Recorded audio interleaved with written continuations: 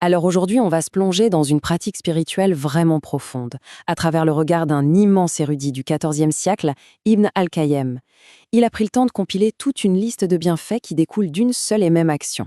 Voyons voir ensemble de quoi il s'agit. Voilà la question de départ, et elle est assez vertigineuse, non? L'idée qu'une simple phrase, juste quelques mots, puisse avoir un tel impact. Effacer des fautes, faire exaucer des vœux et recevoir en retour une pluie de bénédictions. C'est vraiment le cœur de notre exploration aujourd'hui. Mais alors, c'est quoi cette pratique si spéciale? Il s'agit de la prière sur le prophète qu'on appelle salawat en arabe. En fait, c'est une invocation toute simple. On demande à Dieu d'envoyer sa paix et ses bénédictions sur le prophète Mohammed. C'est simple en apparence, mais comme on va le découvrir, les répercussions sont juste immenses. Pour vraiment comprendre la valeur de cet acte, il faut regarder d'où il vient.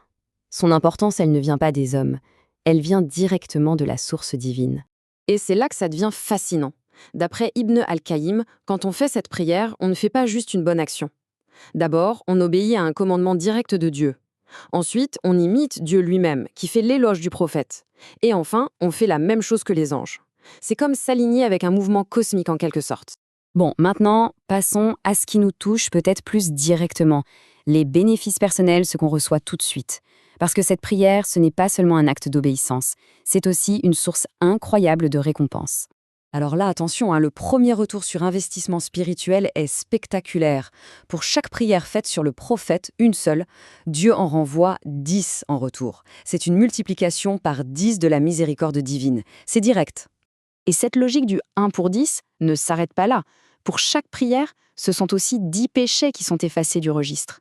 C'est un outil de purification continue incroyablement puissant. Et pour compléter ce trio gagnant, chaque prière élève la personne de 10 degrés sur l'échelle spirituelle. Donc, si on résume, une seule petite action déclenche 3 types de récompenses, toutes multipliées par 10. Bénédiction, purification et élévation. Au-delà des chiffres, cette pratique est aussi un moyen direct d'obtenir le pardon de Dieu. Et de manière très concrète, très humaine, elle est vue comme une cause qui permet à Dieu de soulager les angoisses et la détresse qu'on peut ressentir. Mais l'impact n'est pas que spirituel. Ibn al-Qayyim insiste beaucoup sur les effets très concrets que cette prière a sur la vie de tous les jours, à commencer par nos interactions avec les autres. Prenons un exemple parlant. Imaginez une réunion, une discussion entre amis, n'importe quel groupe. Si Dieu et son prophète n'y sont jamais mentionnés, ce moment est décrit comme une future source de regret. Par contre, si on y intègre cette prière, l'assemblée est comme purifiée. Elle passe d'un moment potentiellement vain à un moment béni. Voilà un conseil très pratique. D'après l'enseignement d'Ibn al-Qayyim, nos prières personnelles, nos demandes, risquent de rester en quelque sorte suspendues entre ciel et terre. La prière sur le prophète agit comme un sceau ou un véhicule qui garantit que nos invocations arrivent bien à destination. Et la liste des bienfaits très terre-à-terre continue. On dit qu'elle repousse la pauvreté, qu'elle amène le succès dans nos projets, qu'elle aide même la mémoire quand on a oublié quelque chose. Elle apporte une bénédiction générale, la fameuse baraka, dans la vie de tous les jours. Et enfin, elle protège d'être qualifié d'avare au sens spirituel, c'est-à-dire celui qui entend le nom du prophète mais ne prie pas sur lui. Bon, les bénéfices pour cette vie sont déjà énormes, c'est clair. Mais c'est vraiment dans la perspective de l'au-delà que cette pratique prend une dimension encore plus profonde, presque vertigineuse. Et là, on touche à un point absolument crucial. Pour un croyant, l'intercession du prophète le jour du jugement, c'est un espoir fondamental.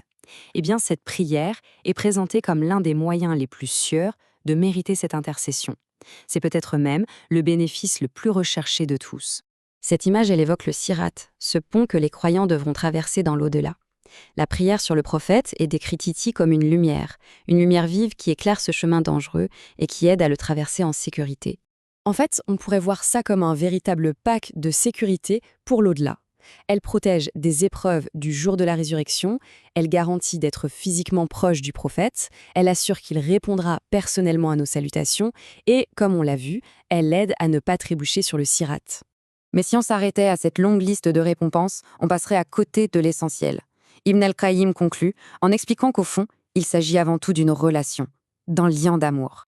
L'amour pour le prophète est un pilier de la foi. Mais comment on fait grandir un amour? Eh bien, en se souvenant de la personne, en parlant d'elle, en priant pour elle. Plus on le fait, et plus cet amour s'installe et grandit dans le cœur. C'est une conséquence presque mécanique et totalement voulue. Et ce qui est magnifique, c'est que cet amour n'est pas à sens unique. De la même manière que cette prière nourrit notre amour pour lui, elle nous rend aussi réceptifs à son amour en retour. C'est une véritable relation, un échange, qui se construit à travers cette simple phrase. On a commencé avec une question sur les récompenses et on termine sur une réflexion sur l'amour. Ça résume parfaitement tout le voyage spirituel décrit par Ibn al-Qayyim. On parle d'un acte d'obéissance, on traverse un océan de bienfaits et on aboutit à ce qui compte le plus, un lien éternel d'amour.